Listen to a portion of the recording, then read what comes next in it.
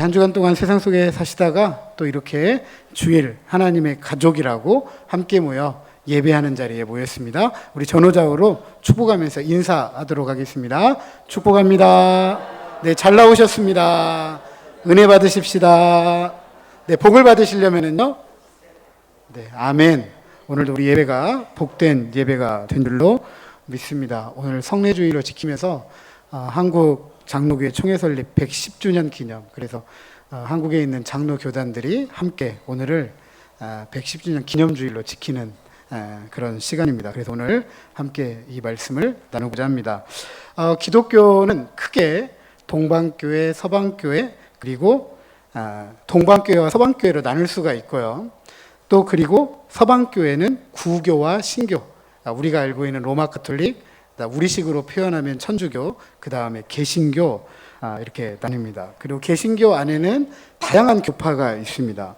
국제적으로 우리가 속한 장로교파 외에도 루터교파, 성공회파, 침례교파, 감리교파, 오순절교파, 성결교파, 구세군 등 다양하게 있습니다. 그리고 장로교파 안에 다양한 교단들이 있습니다. 나라마다 교단이 다르기 때문에 우리나라 안에서만 살펴보도록 하면 대표적으로 우리가 속해 있는 대한예수교 장로의 합동교단이 있습니다.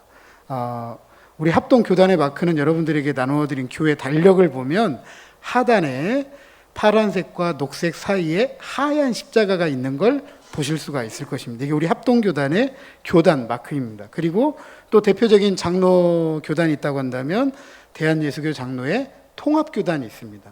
통합교단은 녹색 한반도 두루마리인데 한반도 지도처럼 형상화해서 빨간 십자가 표시가 있죠. 이건 대한예수교 장로의 통합교단의 마크입니다. 그 외에도 여러분들이 잘 모르는 많은 교단들이 있는데 주요 교단 소개하면 대한예수교 장로의 고신교단, 대한예수교 장로의 대신교단, 대한예수교 장로의 백시덕교단, 대한예수교 장로의 합신교단, 대한예수교 장로의 외신교단, 또 한국 기독교 장로의 교단, 독립 개신교의 교단, 다양합니다. 그 외에도 많은 수의 장로교파 안에 속한 교단들이 있습니다. 이와 같이 기독교, 또 교파, 교단 참으로 다양합니다. 이런 이야기가 여러분들에게 좀 혼란스러움을 줄 수도 있다라고 생각합니다. 교회는 하나라고 했는데 왜 이렇게까지 다양할 수 있을까? 왜 이렇게까지 많을까?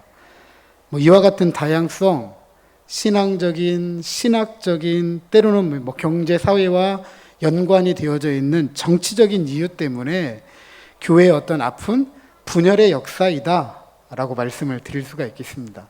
교회는 하나인데 사람들은 싸워요. 그러다 보니까 어쩔 수 없이 이렇게 나뉘어지고 또 분열의 역사를 가지고 있더라라는 사실입니다.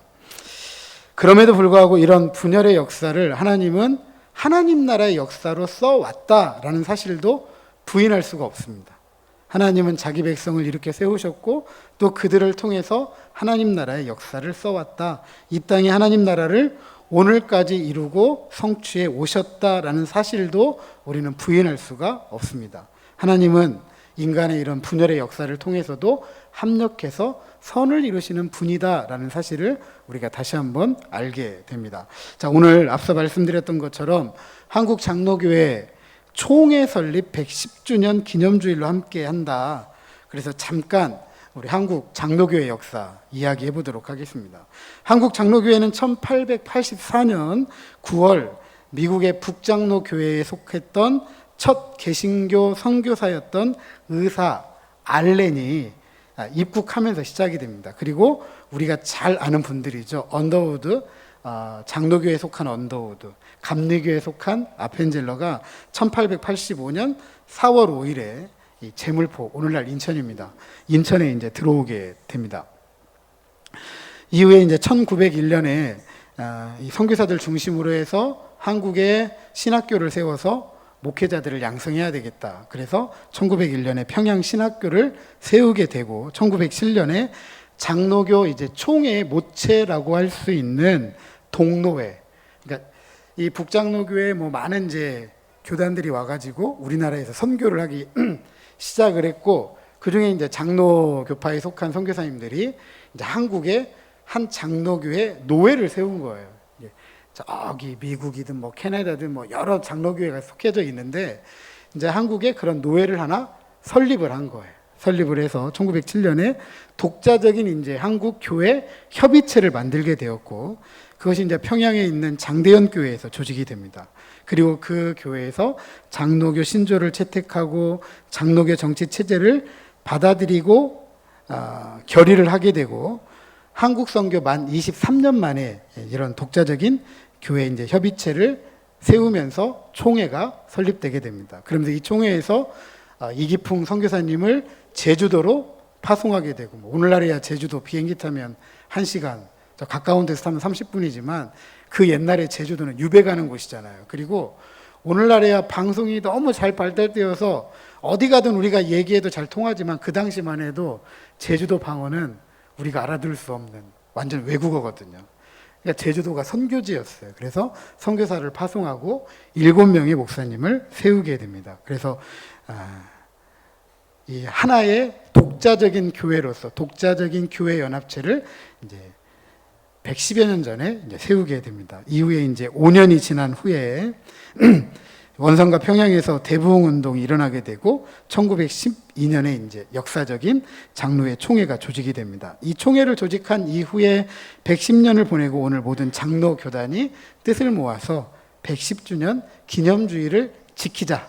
비록 우리가 아픈 분열의 역사를 가지고 있지만 우리가 시작은 하나이니까 하나의 마음을 가지고 다시 한번 시작하자, 이런 마음을 가지고 기념주의를 지키게 되었습니다. 경제적으로 가난했고 사회적으로 암울했던 격동기 시대였잖아요.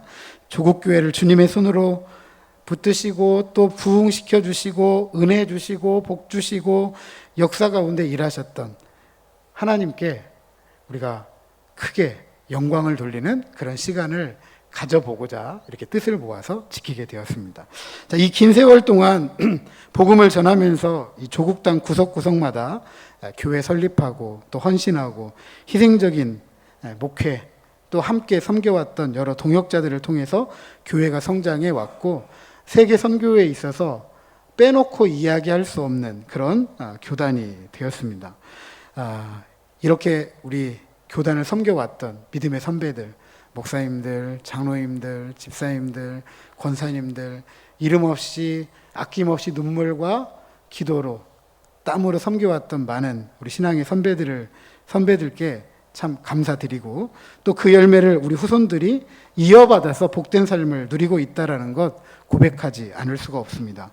물론 오늘에 이르러서 여러 가지 이해 충돌로 인해서 지나치게 분열되어서 어떤 장로교회 신학의 정체성, 역사적인 어떤 정통성 희석되고, 또 그런 어떤 개념들, 이런 것들이 많이 희미해지는 이런 시대에 이 예배를 통해서 다시 한번 우리가 한 하나님을 섬긴다, 한 성경을 믿는다, 하나의 복음을 전한다, 하나의 교회를 섬긴다라는 이런 마음을 가지고 다시 우리가 마음을 모아서 일어선다면 하나님께서 새로운 시대에 우리 조국교회에 복을 주실 뿐만 아니라 우리 조국교회를 통해서 큰 일을 하실 것이다. 역사 속에서 그렇게 하셨기 때문에 오늘도 그렇게 하실 수 있는 분이고 내일도 그렇게 하실 수 있다는 것을 다시 한번 기대해 봅니다. 자, 오늘 우리가 살아가는 시대 발빠르게 변하고 있습니다. 누구보다도 아마 많이 느끼실 거예요. 옛날하고 많이 변했다. 뭐 이런 말 너무 쉽게 하는 시대니까요. 4차, 5차 산업혁명 다가오는 시대에 또 우리가 맞서야 되고 적응해야 되고 변화를 주도해야 되는 그런 시대를 살아가고 있습니다. 이 땅의 교회, 신학과 또 교단의 기초를 놓았던 장로교회가 지난날의 이 위상, 업적들의 어떤 취해가지고 오늘과 내일의 역사를 외면하면 결국 퇴보하게 되겠죠. 네. 결국 퇴보하게 되고 역사 속에서 사라지게 될 것입니다. 코로나 시기 지나면서 그동안 잃어버리고 무관심했던 우리들의 사명 다시 한번 좀 생각해보고 역사적으로 생각해보고 새롭게 일어나서 다가오는 100년 다시 준비해야 되지 않을까, 이런 생각들을 다시 하게 됩니다. 그러기 위해서 근면함의 바탕 위에 일궈 놓았던 경제성장, 또 신앙의 열정을 기반으로 했던 성도들의 기도와 헌신과 희생으로 성장했던 이 조국교회, 이 조국교회가 물질적인 부, 사회 문화적 영향력, 그리고 이 탈현대주의 사상에 유혹되어서 영적인 동력, 기도의 야성 잃어버렸다. 누구나 다 하는 이야기입니다. 지나친 어떤 세속화, 물량주의, 안일함, 결국 영적으로 힘을 잃게 만들었다라는 것은 오늘 누구나 인정하고 있는 사실이거든요. 모세가 이스라엘 총회에서 선포하는 이 노래 속에 이런 교훈이 담겨져 있습니다. 그가 선포하신 여호와가 어떤 분인가? 32장 4절에 보면 그는 반석이시고 그가 하신 일이 완전하고 그의 모든 길이 정의롭고 진실하고 거짓이 없으시고 공의로우시고 바르신 하나님이다 라고 했습니다.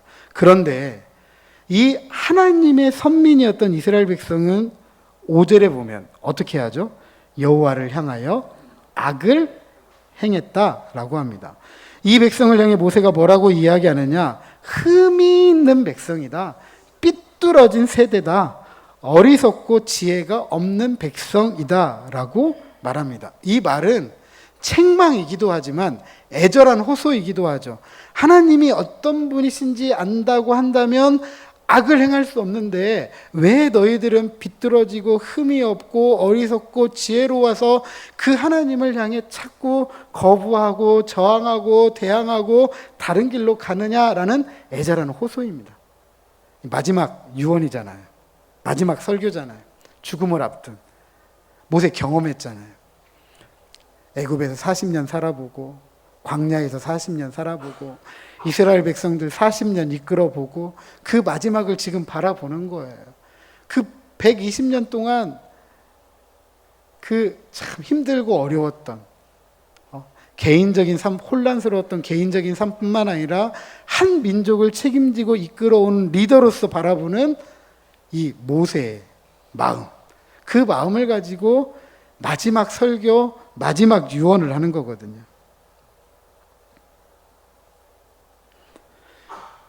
여호와께서 이스라엘을 위해 하신 일은 정말 큰 일이죠. 이스라엘을 만들어 주셨잖아요. 역사 속에 이스라엘이라는 나라는 없었습니다. 저 아브라함을 갈대아 우르에서 불러서 조상으로 삼으셨죠. 땅이 없던 민족에게 아브라함의 아내였던 사라의 매장지, 그 매장지 몇 푼을 산 것이 시드가 되어가지고 시드모니가 되어서 약속의 땅을 얻게 됩니다.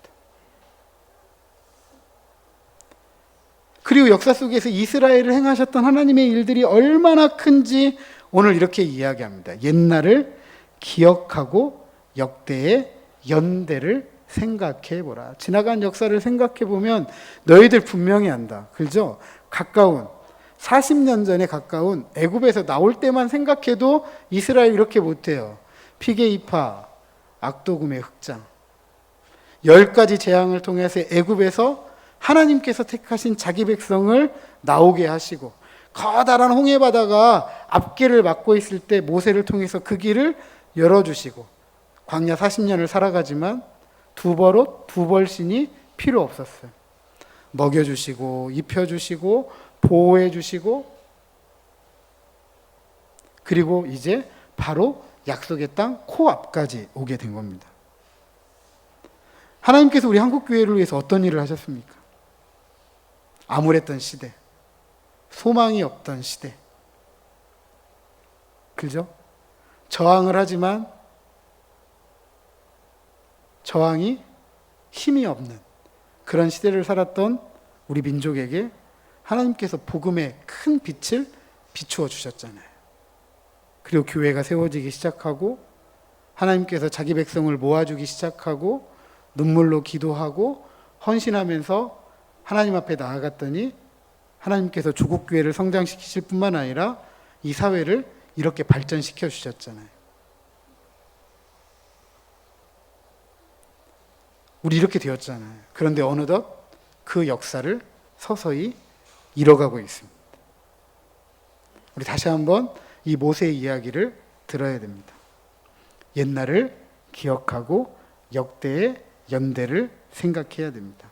세속화 물량주의로 인한 안일함, 이것이 가져온 영적인 무능력, 우리 다시 한번 큰 일을 행하셨던 하나님을 기억하고 큰 일을 행하실 하나님을 기대함으로써 다시 일어나야 됩니다. 이 땅에 푸른 그리스도의 계절이 다시 오도록 하나님을 사랑하는 마음을 가지고 이웃사랑, 생명사랑, 사람을 존중하고 이웃을 사랑하는 영혼 구원의 가치를 삶으로 살아낼 수 있어야 합니다. 하나님 이렇게 기도하고 헌신하고 희생하는 이들을 통해서 반드시 큰 일을 행하실 것입니다. 그리고 무엇보다도 우리가 딛고 서 있는 큰 일을 행하신 하나님은 우리의 굳건한 반석 되십니다.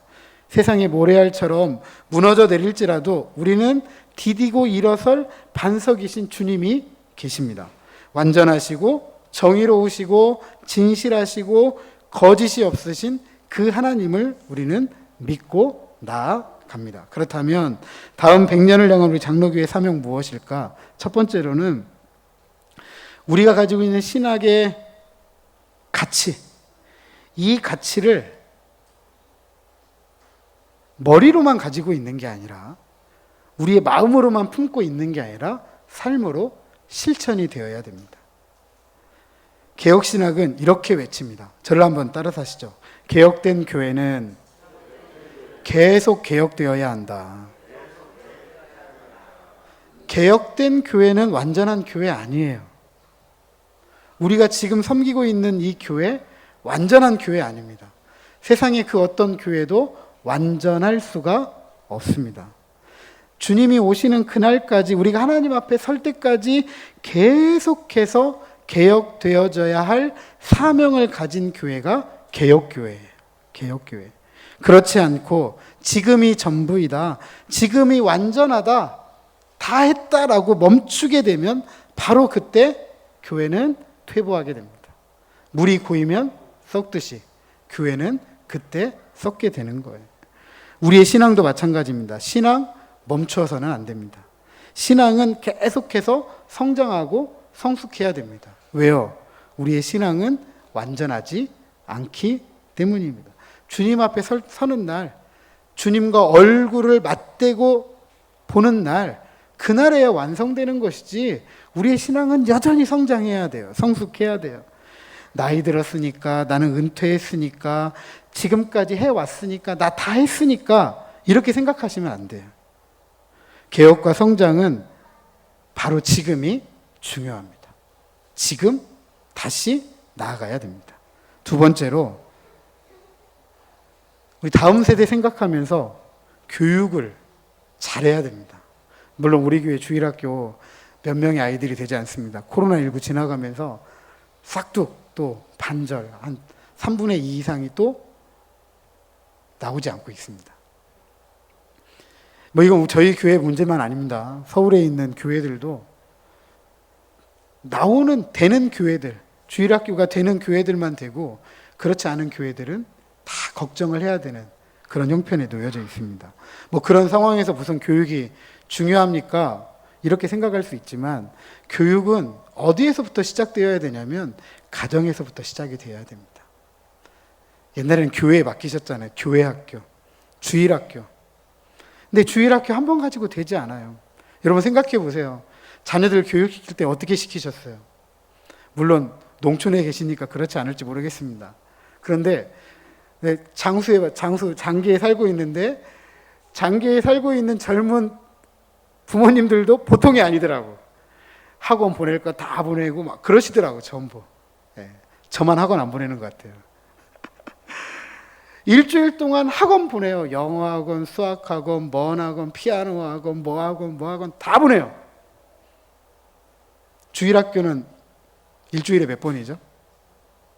몇 번이죠? 한 번이잖아요. 그 한 번의 시간도 몇 시간이죠? 채 1시간. 교육하는 시간은 1시간도 안 돼요. 그죠? 1시간도 안 돼요. 그런데 한 주를 생각해 보세요. 아이들 학교에서, 학원에서 그 선생들이 가지고 있는 가치를 계속 배우는 거죠. 교육만 하는 게 아니라 그 선생님이 가지고 있는 그 선생님의 가치를 끊임없이 들어요.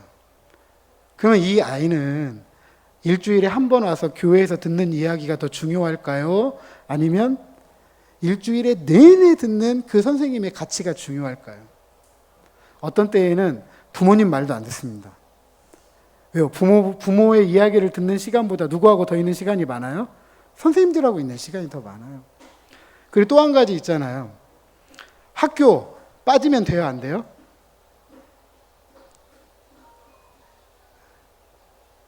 왜 그러세요? 학교는 죽어도 가야 되잖아요. 학교 빠지면 안 되잖아요. 학원 빠지면 돼요, 안 돼요? 그 학원 보내는데 돈을 얼마나 쓰는데 안 가면 어떻게 돼요? 그러잖아요. 근데 교회는 아프면 빠져도 되고 어디 가면 그냥 잠깐 저기 해도 되고 코로나 시기에 유튜브가 발달하다 보니까 뭐 그냥 유튜브로 하면 되죠. 이게 이제 보편적인 어른들도 이제 그러시더라고. 그러니까 신앙 교육이 교회 안에서 이루어지기가 쉽지가 않아요. 신앙 교육은 가정에서부터 시작이 돼야 돼요. 앞서 말씀드렸지만 신앙의 성장이라는 것은요, 계속 되어져야 돼요. 완전한 게 없어요. 우리가 성장해야 되는 것처럼 우리 자녀들도 오늘 성장해야 돼요. 내일 성장해야 되고 계속 성장해야 돼요. 그 성장을 이끌어 주실 분이 누구예요? 부모예요, 부모. 또 교회에서 그 일을 해야 되겠죠. 그러니까 신앙교육은 가정이 가장 중요하다. 그리고 함께 교회와 협력해서 다음 세대를 잘 일으켜 세워야 교회의 교회다움을 이어가면서 주님이 오시는 그날을 준비할 수 있는 것이지, 이것을 교회에 맡기거나 알아서 하겠지라고 맡기는 순간 죄송한 이야기지만 교회의 다음 세대는 우리가 생각하기 어렵다. 그래서 이 교육에 대한 책임을 여러분 마음에 품으시고, 비록 우리 자녀들이 나이가 있어요. 참 이제 나이 먹었으니까 말 한마디 하기 참 어려운 그런 때이잖아요. 그럼에도 불구하고 내가 지금까지 믿어왔던 이 신앙이 나를 어떻게 여기까지 인도했던지 우리가 안다고 한다면 그 자녀들에게 신앙은 참 중요하다. 이 신앙만큼은 잊어서는 안 된다. 그리고 나는 너희들이 이 신앙을 가지고 평생을 살아가기를 원한다. 그리고 가장 중요한 거예요. 모세가 유언하면서 이야기하잖아요. 옛날을 생각하고 역대의 연대를 생각해 보라고 하면서 삐뚤어진 시대에, 흠 있는 시대에 어리석고 지혜 없는 백성들에게 왜 말해요? 애절한 심정이잖아요. 통렬한 심정을 가지고 우리 자녀들에게 신앙을 가르칠 수 있는 여러분들이 되시기를 주님의 이름으로 축복합니다. 그렇다면 우리 자녀들이 성경의 진리를 가지고 하나님의 일꾼으로서 교회와 사회와 나라와 민족과 열방을 신실하게 섬기는 하나님의 일꾼들로 일어서게 될 것입니다. 세 번째로 우리 영성을 회복해야 돼요. 영성은 여러분 다른 거 아닙니다. 하나님을 닮아가는 거예요. 하나님을 닮아가기 위해서라면 몸부림을 칠 수 있어야 돼요. 가장 중요한 거 얘기했죠. 어떤 문제 앞에서라도 하나님 앞에 무릎 꿇고 기도하는 마음, 그리고 담대함으로 복음을 전했던 우리 신앙의 선배들처럼 우리도 외칠 수 있는 용기, 이게 필요합니다. 이렇게 주 앞에 기도하고 믿음의 용기를 가지고 외칠 때 성령님께서 역사하세요. 최근에 코로나 이후에 신앙생활을 통해서 어떤 일들이 좀 있었으면 좋겠느냐 말했더니 많은 사람들이 이런 표현을 써요. 성령의 경험이 있었으면 좋겠습니다. 체험이 있었으면 좋겠습니다. 근데 그 경험과 체험은 다른 데서 오는 게 아니에요. 말씀대로 살아갈 때, 기도하고 말씀대로 살아갈 때 그때 성령님이 역사하는 거거든요. 우리도 좀 그게 말씀을 의지하고 기도하고 말씀대로 살아가면서 힘있게 복음을 외쳐서 성령님이 역사하는, 그걸 우리의 삶의 경험으로 체험으로 알아가는 그런 삶을 살아가는 하나님 나라의 백성으로 일어서야 될 것입니다. 네 번째로는 사회적인 책임 우리 다 해야 됩니다. 뭐 어떤 분들은 그러시더라고요. 코로나19 때 뭐 정부의 방역 지침을 따르는 것이 우리의 신앙하고 역행하는 것처럼 우리는 하나님을 섬기는데 왜 정부가 이렇게 저렇게 하는데 그 예배의 지침을 따라서 우리 예배가 제약을 받아야 되느냐, 이렇게 말씀하시는 분들도 있어요. 과도한 것도 없지 않아 있었습니다. 교회가 마치 이 코로나의 어떤 감염의 온상인 양 교회가 모든 것을 퍼치느냐. 물론 그건 아니었고요. 또 근데 우리 성도들 입장에 잘못한 거 있잖아요. 문제가 있었으면 문제가 있었다고 말을 해야 되는데 숨기고 알리지 않고 뭐 이런 것들로 인해 사회에 더 큰 혼란을 줬던 것 우리 부인할 수 없잖아요. 제가 말씀드리고 싶은 건 이런 거죠. 대사회적인 책임이라는 건 다른 거 아니에요. 이 세상 속에는요, 예수 믿는 우리도 살고 있지만 예수님을 믿지 않는 사람들도 살아갑니다. 나는 나대로 할게. 너는 너대로 해. 뭐 이런 식으로 하면 어떻게 어려운 국난을 이겨낼 수 있을까요? 그렇죠? 이럴 때일수록 어떻게 해야 되죠? 나를 생각하고 너도 생각하고 우리를 생각하는 마음이 있어야 국난을 이겨낼 수 있는 거죠. 사회적 책임이라는 건 바로 이런 겁니다. 나만 사는 게 아니라 너도 살고 우리도 살고, 이게 세상의 빛과 소금으로 부름받고 하나님을 사랑하고 이웃을 사랑하는 교회 공동체의 일이라는 거죠. 그래서 이 사회의 이 어려움들 속에서도 우리가 정의와 공의를 가지고 세상의 빛 소금으로 살아가면서 함께 살아가는 세상을 만들고 하나님의 샬롬을 이루어야 될 것입니다. 사랑하는 성도 여러분, 위와 같은 사명은 장로 교회니까 해야 되는 거 아니에요. 그죠? 이 사명은 하나님 나라의 백성, 하나님의 자녀, 그리스도의 제자로 구성된 교회 공동체라면 누구나 함께 해야 될 사명입니다. 우리가 서로에게 이 사명을 인식시키고 나아가서 누가 해야 할 일이 아니라 나부터 해야 할 일, 해야 할 사명이라고 받아들여서, 그렇다면, 그렇게 살아간다면 우리 이웃들도 인정하겠죠. 인정받고 칭찬받고. 이 땅에 삶이라는 것은 이렇게 살아가는 것이구나. 지금처럼 우리가 이렇게 살아가면 나도 망하고 너도 망하고 우리가 망하는 것이구나. 그러나 하나님을 사랑하고 이웃을 사랑하는 저 예수 믿는 사람들처럼 살아가면 나도 살고 너도 살고 우리가 사는구나 라는 것을 알게 된다면 얼마나 함께 살아갈 때 행복이 있고 기쁨이 있겠어요. 그래서 우리가 세상의 대안공동체, 하나님 나라를 이 땅에 뿌리내도록 하는 대안공동체로서 감동과 도전을 주어서 잃어버렸던 교회의 선한 영향력 다시 회복하고 오늘 우리가 살아가는 이 땅에 하늘에서 이루어진 뜻 힘있게 같이 이루어가는 저와 여러분 우리 모두가 되시기를 주님의 이름으로 축복합니다.